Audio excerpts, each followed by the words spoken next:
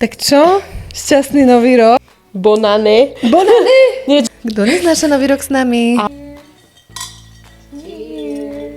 Akože neznášam nový rok. Ja milujem január. To je pravda. Budeš chodiť? Vezmeš si ma? Presne, a ty si taká, že super. Ja som tu taký nováčik. Ľudia, ktorí sú takí, že si na vision board dajú Porsche. Áno. That's me. Ale... No, podľa mňa, ak nemáte sny, ktorých sa bojíte, tak na čo budete mať vôbec sny? Na rovinu taký bullshit robia. Tu čo také milé dve dievčatá. Proste sme Slovenky. Prečo práve 1.1.? Mali by sme ďakovať aj našim ex. Je istý vzťah, ktorý si myslím, že som nemusela zažiť v mojom živote. Na Slovensku riešenie je alkohol, bohužiaľ. No. Toto by sa na Slovensku nestalo. No, nebudem tam piť a že a to čo tam budeš robiť? Na tej ceste zostanete a posuniete sa iba o centimetr za ten rok, tak stále je to úspech a nemali by sme sa bičovať. Happy New Year! Happy New Year! Talk Paris to me! Vítajte v podcaste Talk Paris to me so Simonou a Ninou.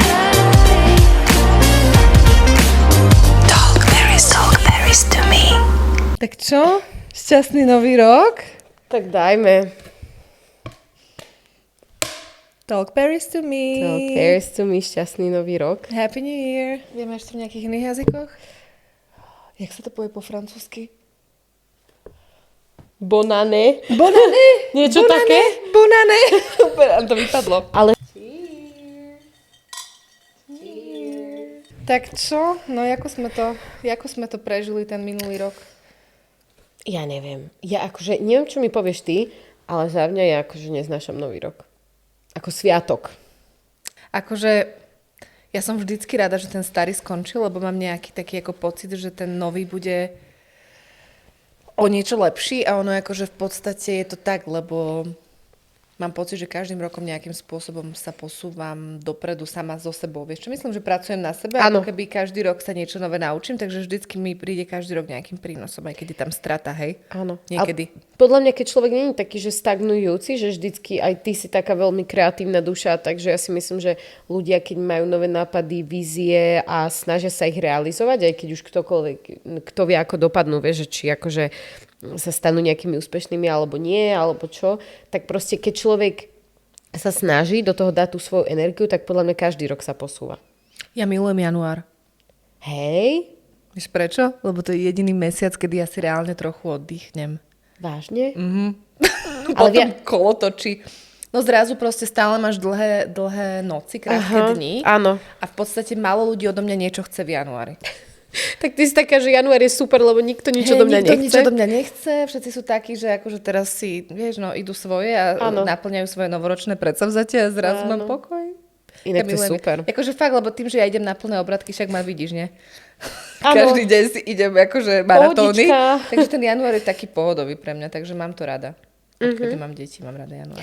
Ja čo mám rada, akože nie, že na januári, ale na novom roku, ako pre mňa je to také, že mám tu tak napísané, že kto neznáša nový rok s nami. Kto neznáša nový rok s nami? Ale pre mňa je to také, že dobre, hej, neznášam, ale definuj. Ja zase napríklad mám rada také robiť si moodboardy a tie vision boardy, že čo by som zase na nový rok si chcela naplánovať, splniť a tak. Ale mám pocit, že keď to beriem viac tak pohodovo, že nerobím na seba taký tlak, že toto musí byť, ale že skôr si poviem, že toto bude a vybavené, že ako keby to beriem za samozrejmosť, tak vtedy mi to ide. Kdežto keď si vytvorím tlak, väčšinou to tak mám inak so športom napríklad, že šport mi vždycky príde tak veľa ako tak naturálne, že poviem si, že chcem ísť na ten pretek a proste niekto je taký, že čo, to nezvládneš alebo tak a to som taká, že ja to zvládnem. Nie? Dopredu, keď ti ešte dá niekto kritiku, tak ešte ťa to ako keby vybustuje, ale hej? Zaujímavé je, že v športe mi to akože nevadí, že presne tam ma to vybustuje, ale napríklad s takým chudnutím alebo s nejakým takým pracovným niečím, tak tamto mám trošku také, že si dávam na seba zbytočnú pressure. Že keď si poviem napríklad, že mala by som toto urobiť, alebo mala by som toľko a toľko zarábať. Vieš, že tak, akože teraz si vymýšľam, ale že proste takéto predsavzatia, tak vtedy väčšinou som taká, že ako mi moja hlava ich nepríjma, lebo ako keby taký tlak veľký na seba vyvíjam. Áno, ale to tak je, že vieš?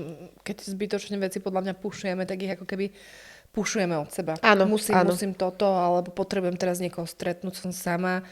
vždy, akože neviem, či to môžeš potvrdiť, Áno. aj podľa, že keď treba si povieš, že tak teraz nechcem vzťah, alebo teraz chcem byť sama, alebo tak vtedy ti začnú všetci klopať na dvere, že poď so mnou chodiť. To je pravda. Budeš so mnou inak. chodiť? Vezmeš si ma? Presne, a ty si taká, že super. A Kde ty si ste povieš, doteraz že- boli? Je Že to tak? prestan, lebo budeš ďalší ex. Robíš Inak, si? ako to Akože- máš? Vieš čo, my sme už jak one pili. Mňa len zaujíma, že či robíš ešte si ty akože nejaké vision boardy, mood boardy. Áno, Hej? jasné. Áno? Robím si, začala som si tento rok prvýkrát. OK, takže... Ja som tu taký nováčik. Mám moodboard a teraz sa ma pýta kamarátka, čo je moodboard, tak Ninka, prosím ťa, odpovedz na túto otázku. Lebo som jej to nevedela vysvetliť, takže aby sme tu neznili jak mimozemšťanky, ale čo je moodboard? Moodboard je niečo také, keď si vytvoríte vlastne možno nejaké svoje vízie na ten teda nový rok, väčšinou to býva, môže to byť aj dlhodobé vízie, ale skôr... Alebo ja som si urobila v auguste, takže Áno, kľudne si môžete aj v auguste. presne, že nemusí to byť také, že musí to byť na nový rok v januári. Ja si ich robím, ja si prerábame častokrát, alebo presne si robím nové, že už keď splním, tak si dám nejaké ďalšie, alebo keď mi príde nejaký taký záblesk, vieš, že toto chcem. Tak vtedy si urobím, že prerobím si ten vision board. Ale je to teda o tom, že si dáte také vízie, môže to byť čokoľvek, že ja neviem, že chcem vyštudovať, chcem skončiť úspešne bakalára. Ale môže to byť aj také, že chcem si kúpiť túto kabelku, ak zarobím taký a taký počet peňazí, že ako keby sa odmeníte. Ale môže to byť aj dlhodobá vízia, hej, že chcem rodinu, alebo chcem sa presťahovať do novej krajiny, že také veľké veci, ale môžu to byť aj maličké, lebo za mňa je dôležité v tých moodboardoch, alebo teda vision boardoch si dávať predsavzatia, ktoré sú aj ľahké pre nás splniť, že ako keby naša hlava ich príjma, že to je jednoduché. Že napríklad si povieš, že tento týždeň pôjdem 2 razy do fitka. No to nie je vôbec pre mňa jednoduché. To ja radšej si tam dám nejaký cieľ, že... Dobre, tak prečítam neviem. si 10 strán v knihe každý deň. Aj to je push. Ja potrebujem dlhodobý cieľ. Ja keď mi niečo povieš, že ja keď sa rozhodnem, že niečo teraz budem robiť, tak moje telo urobí všetko preto, aby si našlo nejakú výhovorku, že to jednoducho nebude robiť. Áno, ale ja si myslím, že je dôležité dávať si akoby také viac realistické veci, než ako vieš, lebo sú ľudia, ktorí sú takí, že si na vision board dajú Porsche. Áno. That's me. Ale... To je dôležité, lebo podľa mňa, ak nemáte sny, ktorých sa bojíte, tak na čo budete mať vôbec Tak, sny? tak, Ako tak, podľa mňa tak. kľudne, podľa mňa ten moodboard, alebo teda tá nástenka vašich vízií a snov by kľudne mala podľa mňa zahrňať sny, kde to nevidíte, že to príde zajtra, Tak. ale môže to byť pre vás extrémne veľká motivácia na splnenie si aj ostatných malých snov okolo toho veľkého. Áno, a kľudne sa tých snov a vízií môžete aj báť inak. Ja sa bojím mojich, ale akože, keby som sa ich nebala, tak by mi to prišla nuda. Tak, presne.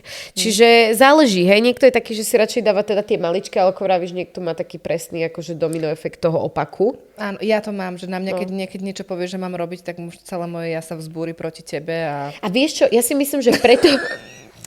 tu čo také milé dve dievčatá vyzerajú brunetka a blondinka, že sú privetivé, ale akože aj nadávame, vieš, proste sme Slovenky. To nezaprieš. Ale to som chcela povedať, že možno, že preto to ja aj neznášam ten nový rok, alebo taký akože celkovo ten hype okolo toho, lebo všetci sú takí, že no čo, už máš nové predsavzatia, alebo že od prvého nejem sladké. A pre mňa je to také, že what? Nemôžem to ja robiť. Ja to väčšinou mám tak, že ja sa rozhodnem trebárs 10. decembra. Že teraz začnem každý deň cvičiť. Alebo že nie ani, že každý deň, že teraz to budem pušovať, ale poviem si, že minulý rok som to tak mala, že v kúpeľni, jak si umývam zuby, že počas toho, jak si umývam 3 minúty zuby, tak urobím proste, ja neviem, 50 drepov. Áno. A každý deň som pridávala, ja neviem, o 10 viac a potom som si povedala, OK, idem si k tomu pridať, ja neviem, 10-minútový workout pilates online a už som proste pridávala, už mi to išlo jednoduchšie. Že každý má iný spôsob, ako sa dostať tak, do toho. Ale to, že proste človek si tie vízie, tie motivačné veci môže dávať kedykoľvek. Za mňa každý deň v roku, 365 dní. Tak prečo by ste to robili na nový rok? Ako, možno pre niekoho je to taký reset, že proste štart, že idete od začiatku, ale akože za mňa je to také, že prečo práve 1.1. Ja neviem. Že toto ja napríklad nechápem. Ale zaujímala by ma ešte taká vec, lebo podľa mňa akože nový rok je dosť aj o takých reflexiách, že sa vraciame k veciam možno, ktoré sa nám stali ten predošlý rok a sme možno za ne vďačné a tak. A mňa zaujíma, že mali by sme ďakovať aj našim ex alebo nejakým takým 100%. toxickým veciam, ktoré sa nám udiali? Určite. Hej. Akože, tak ako asi mám väčšiu históriu vzťahov, zrátam ich síce na jednej ruke, akože jasné, ale predsa len som staršia od Ninky, takže môžem to potvrdiť z môjho... OK. Je istý vzťah, ktorý si myslím, že som nemusela zažiť v mojom živote. OK? Ale s odstupom času ja som taký typ človeka, že ja sa pozerám na tie pozitívne veci, ktoré sme spolu zažili, alebo že čo som sa pri ňom naučila, alebo že čo som zažila a ako keby viem odfiltrovať tie negatíva. Takže myslím si, že áno, je dôležité brať z každého to pozitívne pre seba a už si zachovať, príliš sa nezaoberať podľa mňa tým, čo bolo zlé, lebo nič nám to nedá. To je taký moje moto životné. A podľa mňa je to hlavne o také ako keby čiastočnej očiste, že ako keby zanecháme tie staré veci a môžeme sa z nich poučiť a zase na budúci rok si povedať, že ok, ak príde takáto a takáto situácia, tak sa z nich zachovám sa inak. Vieš, že ako keby poučím sa z toho a hlavne podľa mňa by sme nemali si prenášať taký hnev a takú zášť. Že podľa mňa aj, je to také pekné, že po anglicky je to, že we should thank our exes. A mne sa to tak strašne páčilo, lebo si vravím, že je to tak a podľa mňa to znie tak milo, lebo veľakrát proste, keď niekto povie ex, tak sa to ako keby spája s takým ježiš, hrozné trauma, depresie, neviem čo. A takto je to také, že you know what? Že aj oni nás šejpovali v nejakom slova zmysle, aj tie situácie zlé, alebo aj to čokoľvek, čo sme zažili, tie traumy a vďaka ním sme tam, kde sme teraz. Určite, ale takto platí so všetkým, nielen z ex. Každá jedna výzva v živote podľa mňa nám prinesie, ak ju správne uchopíme, tak nám prinesie v konečnom dôsledku pozitívny výsledok, outcome. Tak. S novým rokom sa inak dospája aj alkohol a na Slovensku ja si myslím, že alkohol je taký dosť akože coping mechanizm, také, že ľudia ako keby sa snažia veľa vecí tým aj filtrovať a podľa mňa najhoršie na tom je, že na Slovensku sa s alkoholom spájajú aj tie dobré veci, aj tie zlé. Že či už je to oslava niečoho akože dobrého, alebo proste teraz vyhodili ma z roboty, alebo dačo zle, rozišiel som sa, čokoľvek. Na Slovensku riešenie je alkohol, bohužiaľ. Naozaj. Čo si o tomto ty myslíš, lebo je taká vec, ktorá je to veľa rokov už nie som na Slovensku, takže musím si teraz zaspomínať. Ale áno, potvrdzujem, ale to zase bolo spojené aj s tým môjim vekom a myslela som si, že to bolo spojené s okolím, v ktorom som sa, teda v skupine ľudí, v ktorom som sa zhromažďovala. A teda požíval sa alkohol dosť a bolo to považované skôr, že je to cool a trendy a proste sa pilo vo veľkom. A nerada spomínam na toto obdobie života. Naozaj, akože ma to ovplyvnilo v tom, že som koľkokrát povedala, čo som nechcela, urobila, čo som nechcela. A dokonca aj tie prejavy správania aj v tom triezvom stave boli iné. Ja teraz nechcem povedať, že či mi to vymilo mozog, ale akože čiastočne, keď sa obklopuješ ľuďmi, ktorí sú takto naladení, ktorí požívajú ten alkohol vo veľmi veľkej miere často, podľa mňa aj tie uhly pohľadu sú trošku skreslené. Takže ja som nerada na to spomínam a nie je to podľa mňa OK. A bola by som rada, keby sa to mení treba s tou mladou generáciou, ale čo už sledujem, tak teda mladá generácia pije oveľa menej ako my. My sme pili strašne veľa. Teda ty si o 10 rokov mladšia, ale my sme boli, že koma. Že naozaj sme, že vieš, ako mladá baba, tak dala som si, ja neviem, 2-3 poháriky a išla som na zastávku a ma tam vyplo, vieš, ráno a ešte, že sme mali teda pri sebe ľudí, alebo teda, že som mala pri sebe ľudí, ktorí vždycky sa o mňa postarali. Áno. Ale akože je to extrémne nebezpečné. Je to nebezpečné a malo by to byť s mierou a kontrolované, neviem, akože nepríde mi to ako dobrý druh zábavy určite. To určite, ale ja si myslím, že je jedna vec, že sú také ako keby dva protiklady teraz, že tí mladí buď na jednej strane nepijú, že je to také úplne, ako sa to nazýva, že sober January, že taký akože triezvy január. Inak to je veľký trend tu vo Francúzsku. Ja každého, čo poznám reálne z nášho okolia, tak tu sa pije, hej, akože vínko. Nikdy som za 8 rokov, čo som tu, nevidela ani raz človeka opitého, ktorý by stratil nad sebou kontrolu. Inak to hej, že akože sú tu možno nejakí takí ako bezdomovci a tak, ale akože, že by človek išiel, že oni aj keď vypijú veľa toho vína, tak ako by stále majú ten limit toho, že nevidíš tu ľudí tackať a grcať pri ceste. No ja som minule išla bezdomovcovi dať pivo a povedal mi, že on nechce pivo, že nemá mu priniesť vodu. Ja to na Slovensku by podal toto by ďalšie. Sa na Slovensku nestalo. No, ale späť ešte k tomu, ja som chcela povedať, že teda je to triezvy január, ale že veľa ľudí mám pocit, že ako keby robí z toho alkoholu aj mladých teraz takú spoločenskú udalosť, že napríklad na jednej strane sú ľudia, ktorí nepijú vôbec a na druhú stranu je veľký problém s tým, že ja som to napríklad sama zažila, že som mala teraz 2 mesiace, že úplne bez alkoholu, takže neviem, že je to že úspech, ale na druhú stranu aj hej, lebo keď žiješ na Slovensku, tak fakt, že každý druhý deň tam je nejaká príležitosť, že však ideme si s kamarátom na vínko sadnúť, však ideme, ja neviem, varené vínko si urobiť teraz cez zime, však ja neviem, oslavovala narodenie, však si vypiť. Však tu sa pije dennodenne, Francúzi pijú každý deň na dennej báze. Ale to, že napríklad u nás, ja neviem, ja som mala taký veľký pocit toho problému, že ako keby je je to taká sociálna vec, aby som bola spoločenská. A teraz akože veľakrát sa stalo, že ja som aj nade išla a tí ľudia boli takí, že no dobré, to čo ideme akože... Že ako keby, veď ako, ja nevrajím, že som obklopená alkoholikmi, ale vieš, že ako keby, že dobre, idem na oslovu a teraz nebudem tam piť a že a to čo tam budeš robiť? Aha. Vieš? A že máš, normálne ty máš ešte výčitky svedomia, že ja aký som outsider, lebo ja idem na oslavu, alebo ja neviem, na svadbu a teraz ja tam nebudem piť a všetci budú piť a všetci sa akože budú zabávať a teraz oni ešte za mnou tam budú chodiť a nútia ťa piť a ty si taký, že nie, fakt, že nie. A teraz ešte ty máš z toho akože sprostý pocit. To je zvláštne. Áno, toto je na Slovensku napríklad. Akože napríklad, toto tu sa nestáva a musím teda povedať, že naozaj veľa známych, ktorých mám a s ktorými sa stretávam, tak väčšina z nich nepije. Hlavne teda žien. Vážne? Naozaj. Že ja keď idem s babami takými, že nestretávame sa často, ale konkrétne viem vytipovať, že sa vidíme 3-krát za rok a nikdy som ich nevidela piť alkohol. Že proste mocktail, lebo akože moje telo a že alkohol poškodzuje bunky a ja som vegánka a akože... Veľmi tu je to už možno tak viac akceptované. A je to veľmi trendy tu nepiť alkohol, musím povedať. A u nás si myslím, že je to také, že stále ako keby tí ľudia sú, že ono to možno zvonku vyzerá tak, lebo už sa možno nerobia také akcie ako kedysi, že sa na chaty chodilo a fakt, že sa, ako pravíš ty, že úplne sa tak akože až ožieralo, ale stále ten alkohol, teraz mám pocit, že je napríklad normálnejší. Že kedysi si, ja neviem, či si videla, ja neviem, 15-ročné, 16-ročné deti, že by pili a teraz akože kedy si? Áno. Áno. Hej? Jasné. Vážne? To je jasné. Naša generácia začala piť 15. Okay. Wow. No. Ale že piť. Nie, že akože ja som sa asi v inej skupinke Nie, vy ste už trošku v inej dimenzii. Ty už si, čo si, Gen Z? Hej, asi. No, vy ste už trošku vyspelejší mentálne, to iba my, millennials, sme crazy.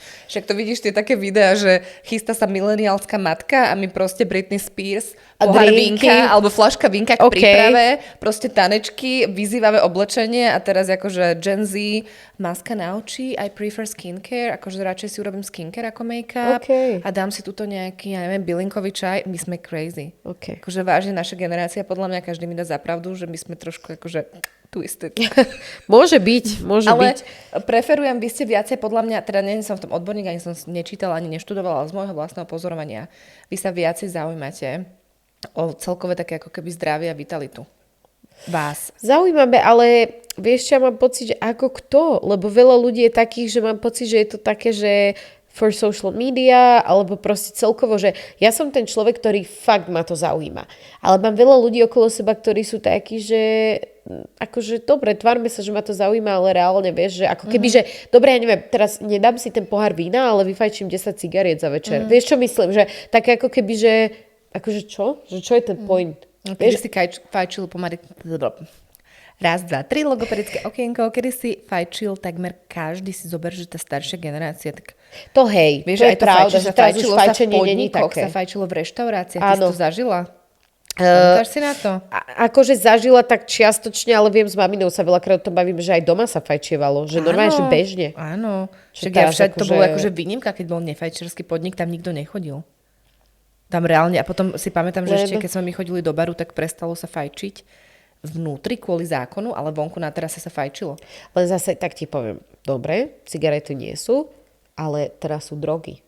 To asi hej. A drogy sú teraz už tak znormalizované, že ako ja napríklad som v šoku, to čo som videla, čo sa tu deje. Tak áno, aj mňa minule presvedčil kamarát, že mne by bolo, že super, keby si tam nejaké mushrooms, či čo to?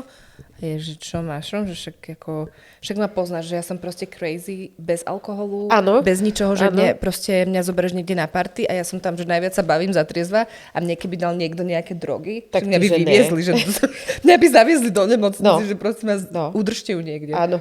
Takže, ale hej, mám to ako keby, vnímam to aj ja, ale vo veľmi malej miere, čo poznám ľudí, tak ja poznám asi 2 ľudí, čo berú drogy. Zo všetkých ľudí, čo... No, ako takto. Také party, ja nevravím tak pravidelne, ale ja zase mám pocit, že ideš na party a už je to tam ako alkohol, že veľa ľudí je taký, že ja nepijem alkohol, ale ja stávam drogy. A že to je ešte dokonca lepšie. Veľa ľudí, už sa mi veľakrát stalo, že takto normálne, že oponovali, že no ja nepijem a vieš, čo robí s tvojou hlavou alkohol? No, tak si zistí, čo robia drogy a radšej z tej drogy. Normálne. Kokain, alebo čo? No, také. Také.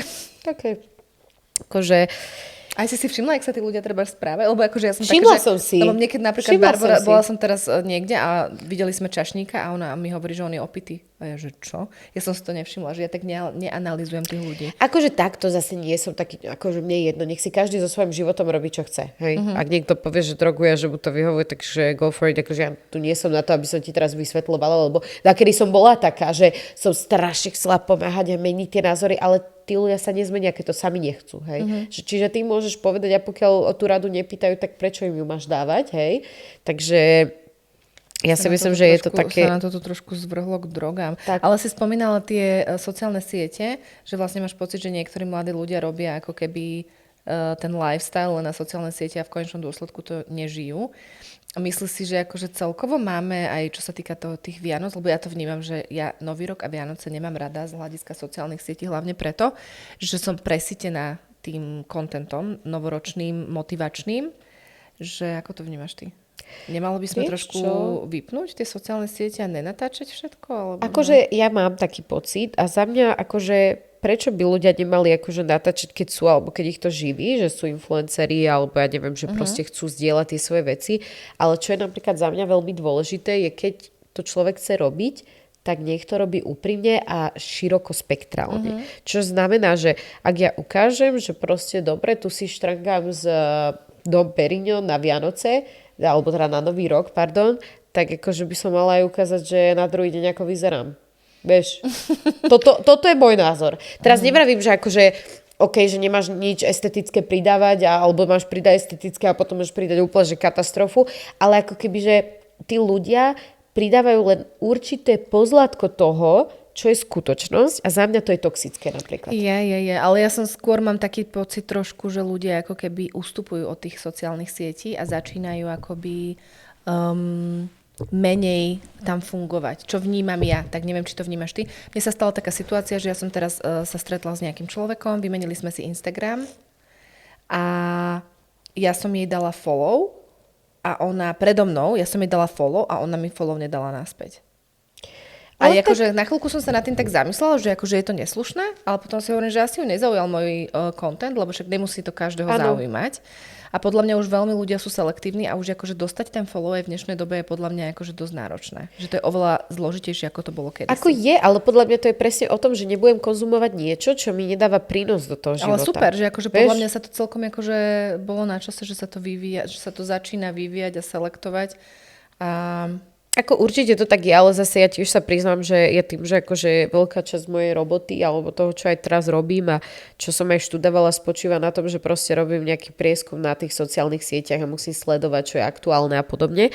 A teraz akože tiež sa dakedy dostanem do takého, že natrafím na nejaký profil a poviem si, že ježiš, táto baba ako super vyzerá, alebo takýto život, že čo ty kokos. A keď to bereš ako motivačne, a ty si mi to vtedy tak pekne povedala, že ako takú inšpiráciu, tak je to fajn, ale že ako keby byť taký, že obsessed, že proste ako keby si povie, že ty kokos, ja aj závidím a teraz nemám toto a toto, alebo tak, že ako keby už to prerastá do takého nezdravého, tak to není dobre. Takže, ale toto ja fakt, že nebávam, hej, že ako možno raz za čo sa mi to stane, že vidím nejakú peknú babu a že ako to my ženy máme, že poviem si, že ty kokos, tá je taká chudá, by som chcela byť.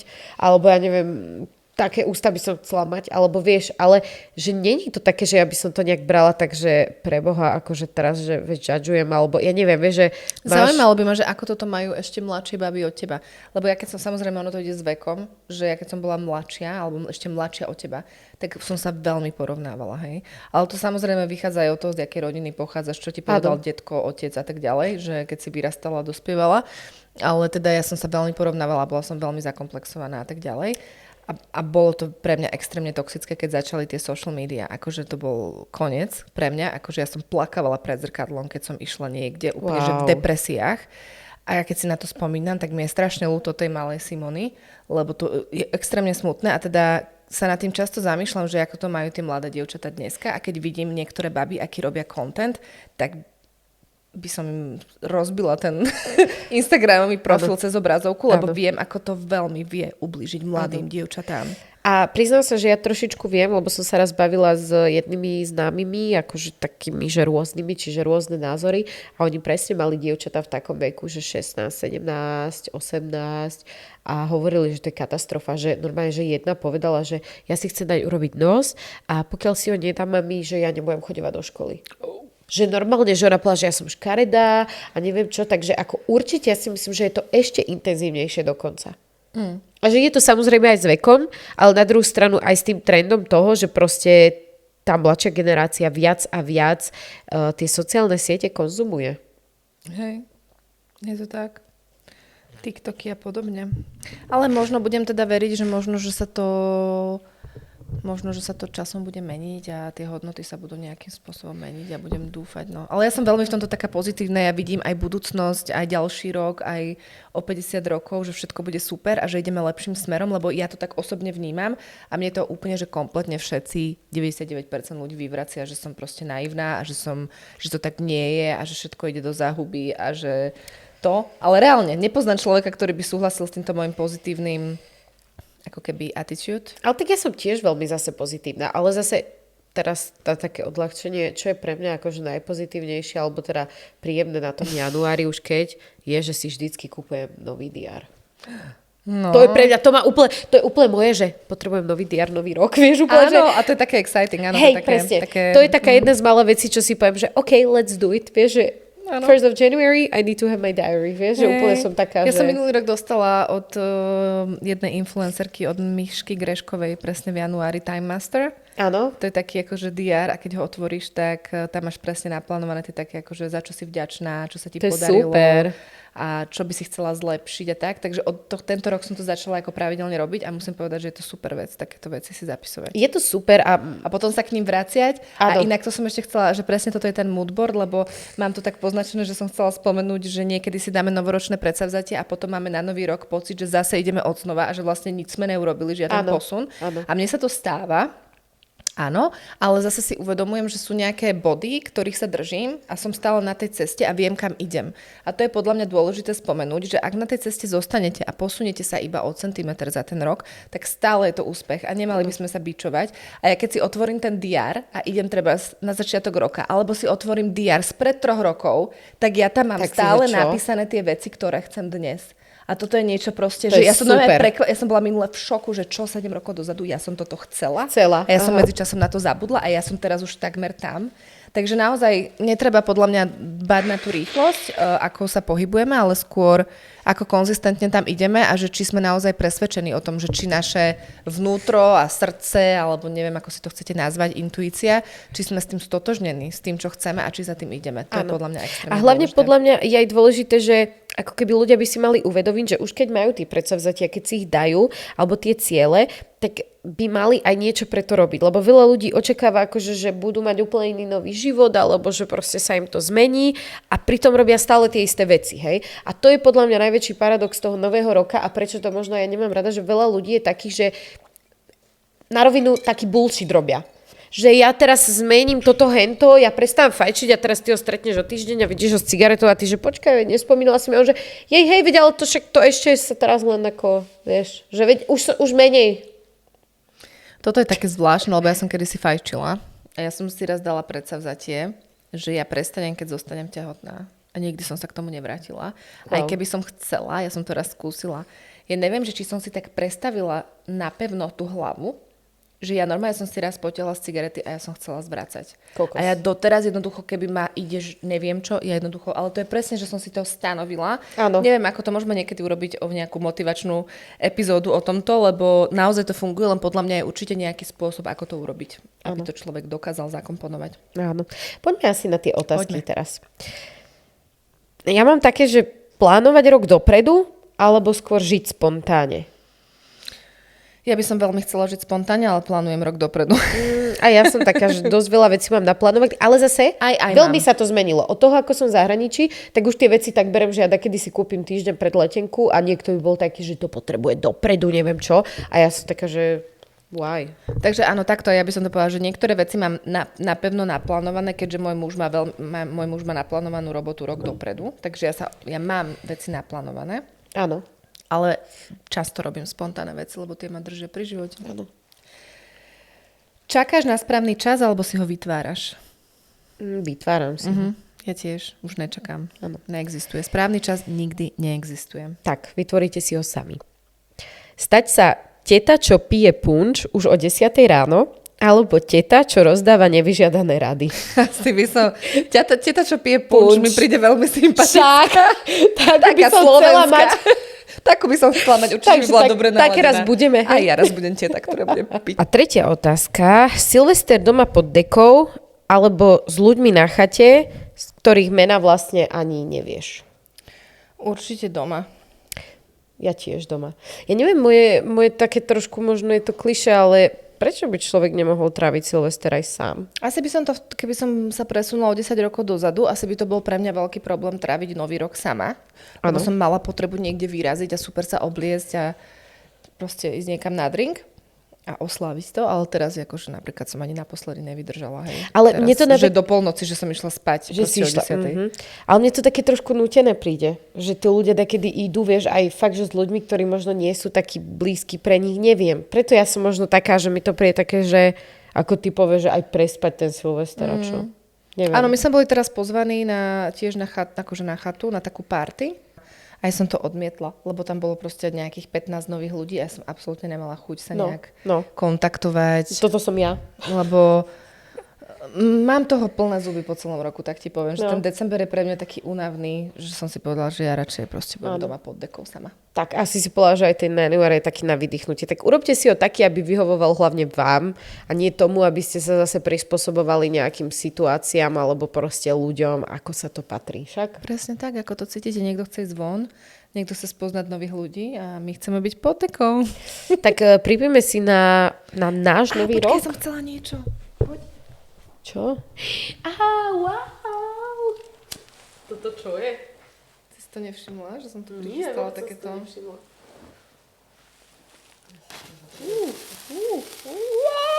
Popalila som sa. Spadlo. Prepalila som si. Prepalila som si moje šaty. No.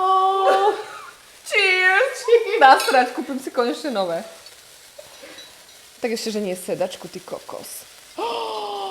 Happy New Year! Happy New Year!